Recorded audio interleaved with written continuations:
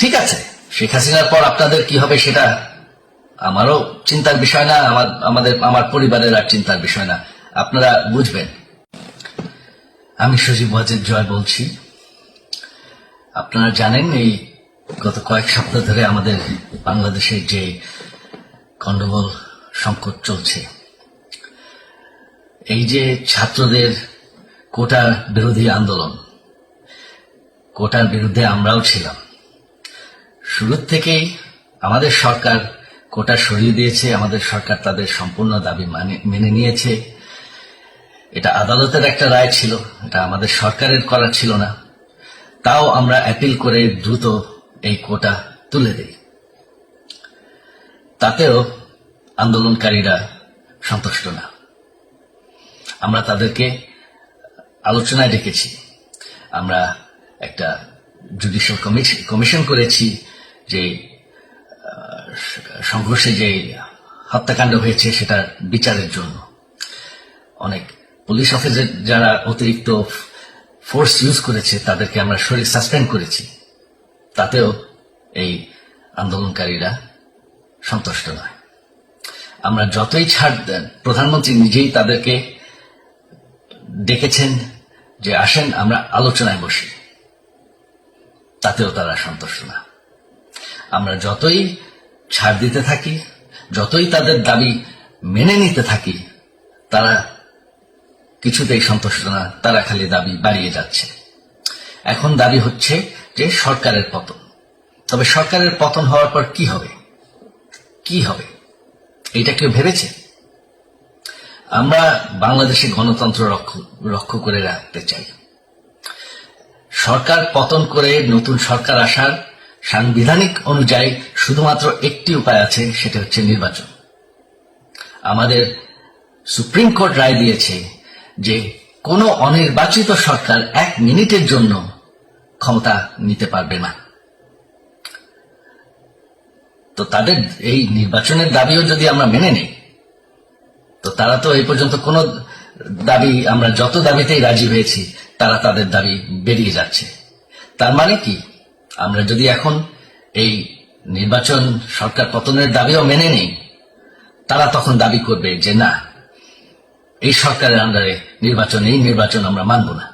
তখন কি হবে, এটা কেউ ভেবেছে?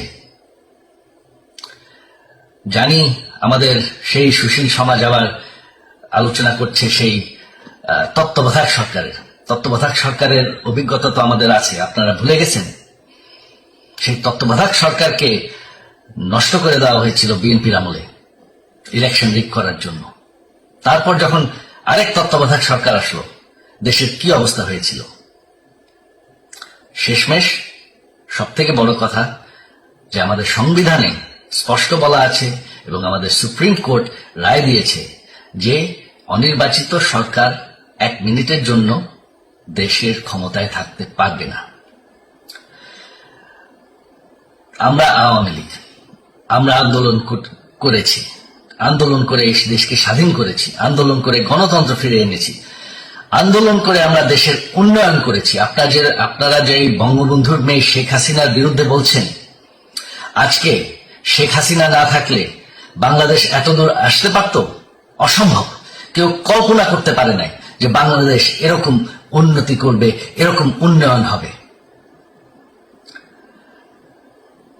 ঠিক আছে, শেখ হাসিনার পর আপনাদের কি হবে সেটা আমারও চিন্তার বিষয় না, আমার পরিবারের আর চিন্তার বিষয় না, আপনারা বুঝবেন। তবে এইভাবে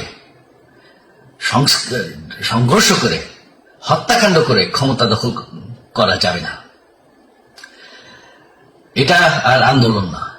যখন পুলিশ হত্যা করা হচ্ছে, নিরীহ মানুষের উপর হত্যাকাণ্ড চলছে, মানুষের বাসায় আগুন দেওয়া হচ্ছে, জার্নালিস্টদেরকে হত্যা করা হচ্ছে, এটা হয়ে গেছে সন্ত্রাস। আর সন্ত্রাস মোকাবেলা শুধুমাত্র একটি ভাবে করা যায়। আমার অনুরোধ, আমাদের ল এনফোর্সমেন্ট, আমরা অনেক ধৈর্য দিয়েছি আর ধরেছি, তবে এখন আর এটা সহ্য করা যাবে না। ল এনফোর্সমেন্ট এজেন্সি, বিজিবি, এবং কি আমাদের মিলিটারির প্রতি আমার আহ্বান যে আপনাদের দায়িত্ব হচ্ছে আমাদের দেশের মানুষকে নিরাপদ রাখা এবং আমাদের দেশকে নিরাপদ রাখা, আমাদের দেশের সংবিধানকে নিরাপদ রাখা, সংবিধানকে রক্ষা করা। তার মানে এক মিনিটের জন্য কোনো অনির্বাচিত সরকার আমাদের ক্ষমতায় আসতে দিবেন না। এটা হচ্ছে আপনাদের দায়িত্ব, কারণ সেইটা হলে আমরা আবার পাকিস্তানের মতন হয়ে যাব। আমাদের যেই যে 15 বছরের উন্নয়ন সব শেষ হয়ে যাবে। বাংলাদেশ এর থেকে আর কোনোদিন ফিরে আসবে না। আমিও সেটা চাই না, আপনারাও সেটা চান না। আমি সজীব ওয়াজেদ জয় যতদিন আমার পক্ষে সম্ভব আমি সেটা হতে দেব না। জয় বাংলা, জয় বঙ্গবন্ধু।